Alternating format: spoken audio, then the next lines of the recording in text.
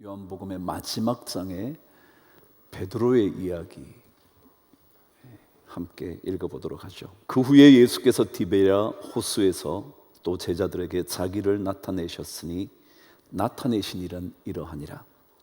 시몬 베드로와 디두모라 하는 도마와 갈릴리 가나 사람 나다나엘과 세베대의 아들들과 또 다른 제자 둘이 함께 있더니 시몬 베드로가 나는 물고기 잡으러 가노라 하니 그들이 우리도 함께 가겠다 하고 나가서 배에 올랐으나 그날 밤에 아무것도 잡지 못하였더니 날이 새어갈 때에 예수께서 바닷가에 서셨으나 제자들이 예수이신 줄 알지 못하는지라. 예수께서 이르시되 얘들아 너희에게 고기가 있느냐? 대답하되 없나이다. 이르시되 그물을 배 오른편에 던지라 그리하면 잡으리라 하시니 이에 던졌더니 물고기가 많아 그물을 들 수 없더라. 예수께서 사랑하시는 그 제자가 베드로에게 이르되 주님이시라 하니 시몬 베드로가 벗고 있다가 주님이라 하는 말을 듣고 겉옷을 두른 후에 바다로 뛰어내리더라. 다른 제자들은 육지에서 거리가 불과 한 50칸쯤 되므로 작은 배를 타고 물고기 든 그물을 끌고 와서 육지에 올라보니 숯불이 있는데 그 위에 생선이 놓였고 떡도 있더라. 우리는 말씀을 통해서 늘 자신을 돌아볼 필요가 있습니다. 말씀을 통해서 돌아보는 겁니다. 혼자 사색하는 것이 아닙니다. 혼자 깊은 생각에 침잠하는 것이 아니라 말씀에 따라 내 삶을 비추어 보는 겁니다. 여러분과 저는 믿음의 사람입니다. 적어도 이 자리에 오셨다면 믿음을 가진 사람이라 아니할 수 없지 않겠습니까? 그렇다면 믿음을 가진 여러분과 제가 이 자리에 앉아 있는데 정말 나에게 믿음이 있는 걸까? 라는 거예요. 여러분, 믿음이라는 것은 예수 그리스도 그분께서 우리의 구원자가 되신다 라는 것을 고백하는 것이 믿음입니다. 예수 그리스도 그분이 우리의 구원자다. 죄로부터 건짐을 받는 일만이 아니라 우리의 모든 삶의 순간 속에서 나의 삶을 위기로부터 건져내실 수 있는 분은 주님이시다 라는 고백을 할 때 그 사람을 믿음의 사람이라 그런다는 거죠. 그렇다면 질문해 볼 필요가 있을 겁니다. 정말 여러분과 제가 위기의 순간에도 그분이 나의 삶을 건져 주실 수 있다고 믿는 믿음이 나에게 있는가 없는가 라는 질문을 해볼 필요가 있다는 거죠. 늘 말씀드리지만 삶의 순풍이 불 때야 그리 문제가 되겠습니까만 그렇지 않을 때 우리가 여전히 주님 그분이 나의 삶의 구원자가 되신다고 고백할 수 있겠냐? 라는 질문을 해볼 필요가 있다는 거죠. 그런데 사도 바울은 우리에게 믿음을 가진 여러분과 저에게 이런 한 가지 단어를 더 덧붙여 놓았습니다. 우리가 믿음을 가졌다고 할 때 여기에 덧붙여진 한 단어를 우리에게 소개합니다. 예를 들어 고린도전서 4장 1절은 이렇게 기록을 하고 있는 겁니다. 사람이 마땅히 우리를 그리스도의 일꾼이요, 그 다음에 함께 읽으실까요? 시작. 하나님의 비밀을 맡은 자로 여길지어다 그랬습니다. 여러분과 제가 전부 다 믿음을 가지고 있는데 이 믿음을 가진 여러분과 저에게 한 단어를 덧붙여 놓은 겁니다. 그 하나님이신 예수 그리스도의 비밀을 맡고 있는 사람이다. 비밀을 지니고 있는 사람이다. 다시 말하면 믿음의 비밀을 갖고 있는 인생이다 라고 덧붙인 겁니다. 더더욱이 디모데전서 3장 9절에는 이렇게 말씀을 기록해뒀습니다. 거기에는 감독과 장로 집사들의 자격을 이야기하면서 집사들에 대한 이야기입니다. 물론 이것은 모든 그리스도인들에게 해당될 겁니다. 여러분이 주님을 섬기신다면 집사이지 않겠습니까? 그 집사들에게 어떤 것을 요구하느냐면 깨끗한 양심에, 읽으실까요? 시작. 믿음의 비밀을 가진 자라야 할지니. 그렇습니다. 여러분과 저에게 사도 바울은 무엇을 요구하느냐 하면 믿음이 있지만 믿음의 비밀을 갖고 있냐. 비밀이 뭔가요? 남들은 모르지만 내 안에 있는 그 무엇 아닐까요? 남들은 알지 못하지만 내가 소중하게 간직하고 있는 것 아닐까요? 국어사전을 찾아보니까 이렇게 기록되어 있었습니다. 숨겨져 있어서 외부에서는 알아차릴 수 없는 상태나 그 내용, 그게 비밀이랍니다.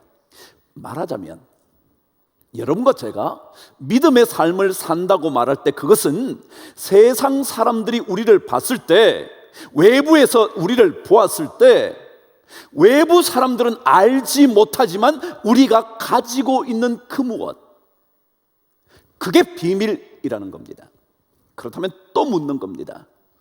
여러분과 제가 믿음을 가진 하나님의 사람이고 그리스도의 일꾼인데 그 사람들인 여러분과 저에게 세상은 알지 못하는 비밀스러운 게 내 안에 있는가? 아니면 이 비밀이 없어서 세상 사람들과 전혀 다를 바가 없는가? 왜냐하면 우리는 믿음을 가지고 있는데 이 믿음이 세상 사람들이 알 수 없는 그 무엇 비밀을 갖고 있지 않으면 그 사람들이 생각하는 우리의 삶이나 실제적인 우리의 삶이 조금도 다를 게 없다는 거죠. 그런데 만일 세상 사람들이 전혀 모르고 있는 그 무엇을 우리가 간직하고 있다면 믿음의 사람은 좀 다르지 않겠냔 말이죠. 그래서 오늘 저는 여러분과 제가 믿음을 가지고 있는가, 그 믿음이 비밀스러운 어떤 것을 가지고 있는가, 그 얘기 한번 해보려고 하는 거죠. 세상 사람들은 전부 다 어느 한 곳에 몰두합니다. 그게 뭘 것 같으세요? 무엇에 몰두하고 사는 것 같으세요? 제가 이런 예를 하나 들어볼게요.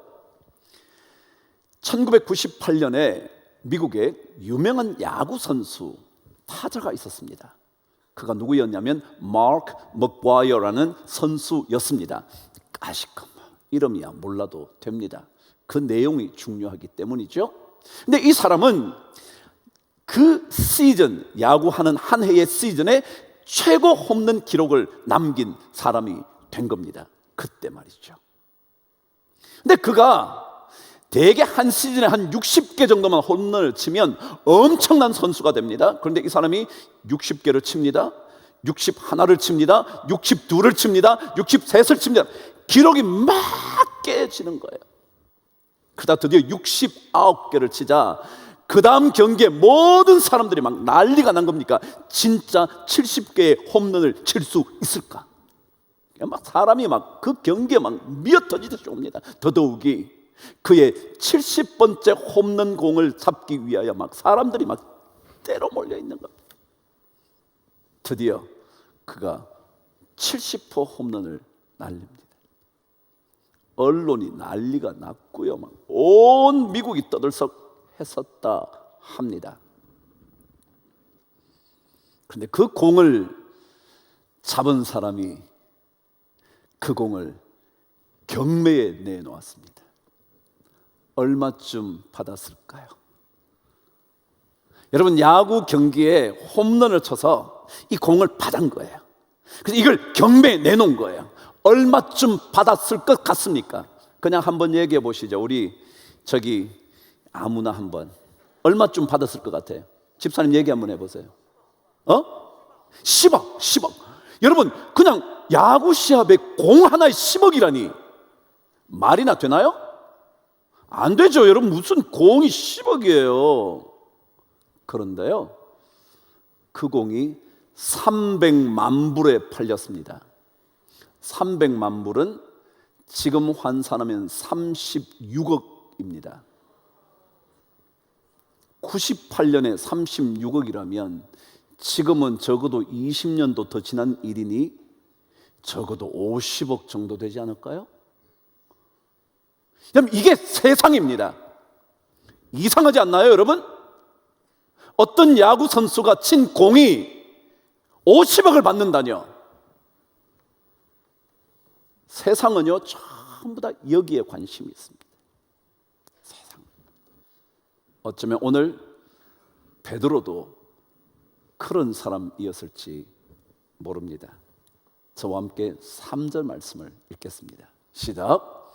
시몬 베드로가 나는 물고기 잡으러 가노라 하니 그들이 우리도 함께 가겠다. 물고기가 뭔가요, 여러분? 여러분과 제 삶을 살릴 수 있는 그 무엇이죠? 어업을 하는 사람이라면 물고기일 테고요, 농사를 짓는 사람이라면 곡물일 테고요. 그러니까 이것은 자신의 삶을 지탱해 줄 수 있는 그 무엇이죠. 요즘으로 바꾼다면 이게 뭐예요? 돈이죠. 왜요? 요즘 돈으로 다 하는 거 아닌가요? 여러분이 농사 짓나요? 여러분이 고기를 잡나요? 그렇지만 돈이 있으면 다 물고기도 얻을 수 있고 곡물도 얻을 수 있고 이것도 저것도 다 얻을 수 있죠. 돈이죠. 제가 또다시 묻는 겁니다. 여러분과 제가 믿음을 가지고 사는데 여전히 물고기 잡으려고 하는 것은 아닐까, 그런 겁니다. 여러분과 제가 믿음의 비밀을 가지고 산다고 말하는데 여전히 돈이라는 물고기를 잡는 인생으로 평생을 살려고 작정한 것은 아닌가. 예수는 믿지만 이 자리에 오시기는 하지만 여전히 돈이 나의 인생의 목적이 되어 그것 잡으려고 하고 있는 것은 아닌가. 예수라는 이름을 빙자해서 그것을 좀 더 잡아보려고 하는 것은 아닐까 질문해 보는 거죠. 제가 늘 말씀드리지만 돈 없이 아무도 살 수 없습니다. 그럼에도 불구하고 우리는 물고기를 잡으러 가는 인생이 아닙니다. 만일 물고기 잡으러 가는 인생이라면 우리는 믿음의 비밀을 가진 사람이 아닐 겁니다. 왜요? 세상 사람들이 보는 그것과 내가 살고 있는 삶이 전혀 다를 게 없기 때문에 그렇습니다. 그러나 만일 세상 사람들이 보았을 때 저 사람이 물고기는 잡고 있는데 물고기보다 더 중요한 그 무엇이 저 사람에게 있다는 것이 발견된다면 믿음의 비밀을 가진 사람일 거다 라는 거죠. 여러분에게 돈 벌지 말라는 것도 아니고요, 돈을 조금 벌어도 괜찮으니 힘내라는 것도 아니고요, 열심히 돈을 벌되 우리는 물고기 잡으러 가는 인생만은 아니다. 그래야 여러분과 제 안에 믿음의 비밀이 있는 사람이다 라는 거예요. 이걸 놓치면 믿음을 가지고는 있지만 여전히 우리는 물고기 잡는 인생일 수밖에 없는, 그래서 믿음의 비밀은 갖지 않고 믿음만 갖고 있는, 그래서 세상 사람들이 볼 때 외부에는 알려져 있지 않는 그 무엇인가 그 내용물이 전혀 없는, 저는 예수 믿는 사람들이 열심히 일하고 땀 흘려 돈을 벌어야 된다고 생각하는 사람입니다. 특별히 남자이든 여자이든 자기의 직장, 일, 직책을 가지고 있는 분이라면 적어도 어떤 누구보다 더 정직하고 성실하게 땀을 흘려야 된다고 하는 사람입니다. 그러나 동시에 그럼에도 불구하고 믿음을 가진 사람은 믿음의 비밀을 가진 자로 여겨져야 하기 때문에 그 물고기만을 위하여 쫓아가는 인생은 안 된다. 물고기는 우리의 삶에 흔히 말하듯 도구일 뿐이지 우리의 절대적인 목표일 수가 없습니다. 우리는 주님 그분을 향하여 목표를 잡고 가는 거죠. 저희 청년부 한 학생이 대학원 논문을 썼다며 저에게 줬습니다. 프랑스의 한 문학가를 연구한 논문이었습니다. 그 자매는 불문과 학생이었거든요. 그 논문 내용이 프랑스와 모리악이라는 사람의 연구였습니다. 저는 잘 모릅니다. 1952년에 노벨 문학상을 받았다니 제가 태어나기도 전이었으니 뭘 알겠습니까? 근데 그 연구를 해서 논문을 썼더라고요. 자, 좀 읽기 시작을 했죠. 읽기 시작했는데 거기에 노벨 문학상을 받았던 그가 그의 수상 소감에서 했던 이야기 한 자락이 적혀져 있었습니다. 제가 조금 풀어서 제가 전달해 보겠습니다. 그가 말하는 겁니다. 노벨 수상을 하면서 아무리 보잘것없어도 내 소설 속의 주인공들에게 있어서 산다라는 것은, 다시 한번요, 아무리 그 사람의 인생이 보잘것없는 인생이라 그래도 소설 속에 나타난 자기 소설 속에 나타난 이 주인공들은 살아간다는 것이 무엇이냐 하면 그 자신의 한계를 뛰어넘는 초월의 경험을 갖는 것이었다. 자기가 글을 쓸 때 무엇을 염두에 뒀냐 하면 한 사람이 살아간다고 말할 때 그것은 비록 보잘것없는 인생을 살아간다 할지라도 인생 속에 한계를 뛰어넘어 초월의 경험이요. 초월의 경험. 돈만 가지고 사는 인생 말고요. 물고기만 잡는 인생 말고요. 공부를 해도 그 공부만을 위한 인생 말고요. 그 초월의 경험을 하는 것을 산다라고 나는 말하고 싶었다는 거죠. 그러고는 이렇게 말을 했습니다. 삶이 한 방향을 향해 가고 삶이 한 목표를 갖고 있다는 것을 의심하지 않는 한, 여러분, 우리는 목표가 하나여야 합니다. 우리는 목표가 물고기가 아닙니다. 우리는 주님입니다. 이 주님에 대한 한 방향, 한 목표를 가지고 있는 한 인간은 결코 절망하는 인간이 될 수 없다. 저는 그 말을 가슴에 담고 싶었습니다. 우리 돈 법니다. 벌어야 합니다. 열심히 벌어야 합니다. 그럼에도 불구하고 그 돈이 목적이 아니라 우리의 목표는 하나밖에 없는 겁니다.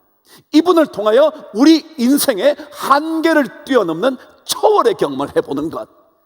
그래서 그 목표 때문에 흔들림 없이 절망하지 않고 살아가는 것. 오늘 성경은요, 물고기만 잡으러 가면 우리 인생이 어떻게 되는지를 이렇게 설명을 합니다. 물고기를 잡으러 갔습니다. 근데 밤새도록 잡았는데 한 마리도 못 잡습니다. 말도 안 되는 얘기죠. 근데 이게 말이 됩니다. 왜냐고요? 우리 인생에는요, 아무리 애를 써도 안 되는 때가 있어요. 몸부림쳐도 해결 안 되는 게 있어요.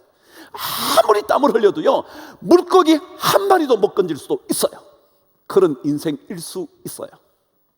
그렇단 말이죠. 오늘 성경 말해요, 믿음을 가진, 또다시 믿음의 비밀을 가진 여러분과 제가 물고기만을 쫓아가는 인생이 되면 어쩌면 아무것도 잡지 못하는 인생이 될 수 있다라는 이야기를 베드로를 통하여 우리에게 들려주는 겁니다. 여러분과 제가 이 믿음의 비밀이신 예수 그리스도, 그분 없이 물고기만 잡는 인생으로 살아간다면 반드시 아무것도 못 잡. 잡았는데 갈등이 깊어져 목숨을 끊고 싶은, 가진 건 많아졌는데 인생에 허공이 너무 많아서, 비어진 데가 너무 많아서, 공허함이 너무 커서 삶을 어떻게 유지할 수 없는 그런 인생 될 수 있을지 모릅니다. 시몬 베드로가 언제인가 주님께 이렇게 얘기했습니다. 주여, 영생의 말씀이 주께 있사오니 우리가 누구에게로 가오리까? 목표가 하나예요. 목표. 그런데 오늘 베드로는 부활하신 예수님을 한번 봤긴 했지만, 그리고는 또 어디론가 사라지셔서 만날 수 없었던 예수님 때문에 이거 어떻게 해야 되지? 결국 물고기 잡으러 가야겠지? 다른 제자들도 함께 가겠다고 말하는 그 물고기 잡는 인생이 되어버린, 그러나 아무것도 못 잡는. 그러나 또다시 믿음의 비밀을 가진 사람은 그 예수 그리스도에게로 다시 되돌아가는 겁니다. 드디어 주님께서 사랑하셨던 한 제자 요한, 오늘 복음서를 기록한 그가 주님이야 라고 말하자 베드로는 벌떡 물에 뛰어들어가 육지를 향하여 주님께로 간 겁니다. 자, 보십시오. 이 베드로가 물속으로 뛰어들어 주님께로 달려가기 직전에 일어난 일이 뭐냐면, 주님의 말씀 따라 그물을 내렸더니 엄청 고기를 잡은 겁니다. 엄청 고기를 잡았는데 요한이 갑자기 주님이야 라고 말하자 베드로가 그 물고기는 전혀 돌아보지도 않고 물속으로 뛰어들어 주님께로 가버린 겁니다. 대조를 하자면 나머지 제자들은, 오늘 말씀 8절에 의하면 다른 제자들은 그 물고기 가득 잡힌 거 지금 챙겨가지고 육지로 가야지, 그러고 막 챙기고 있는 겁니다. 그물도 챙기고 막 해가지고 지금 가려고 그러는 겁니다. 그런데 베드로는 그거 아무 관심 없습니다. 다시 주님을 자신의 믿음의 비밀로 딱 찾고 나니까 이게 눈에 안 들어오는 겁니다. 물고기 잡으러 왔던 그가 물고기 한 마리도 못 잡았다가 엄청 잡았는데도 이게 아무것도 아닙니다. 그러고는 곧장 물속으로 뛰어드는 겁니다. 이게 믿음의 비밀을 가진 사람이라는 거예요. 물고기 필요하다니까요. 여러분과 제가 물고기 없이 못 산다니까요. 그런데요, 믿음의 비밀을 가진 사람은 그 물고기 153마리, 153마리, 그래서 그 작은 배에 가득 차서 어쩔 할 뿔을 모르는 그 물고기가 있어도요, 그거 지금 보지 않아요. 다른 제자들은 여전히 그것만 보고 있어요. 더 한 마리라도 더 해서 더 많은 고기를 이렇게 잡힐 때 빨리 잡아야지, 한몫 봐야지 라고 생각하는 그때 베드로는 그냥 물로 뛰어내려 헤엄쳐서 가는 겁니다. 50칸이라는 것은 약 90m에서 100m 정도입니다. 옷을 입고 그는 헤엄쳐 육지에 계신 주님께로 가는 겁니다. 신앙생활 이런 걸 거예요. 아무도 신앙생활 한다 해서 돈 없이 물고기 없이 살 수만은 없을 거예요. 그럼에도 불구하고 우리는 삶의 한 목표 한 방향밖에 없습니다. 그분께 다시 되돌아가야 세상 사람들이 우리를 보면서 믿음의 비밀을 가진 자라고 여기게 될 겁니다. 하나님의 비밀을 맡은 자라고 사람들이 다 그래, 그렇지 말하게 될 겁니다. 저는 그런 비밀을 여러분과 제가 꼭 간직하고 살아가는 은혜가 있게 되기를 주님의 이름으로 축복합니다.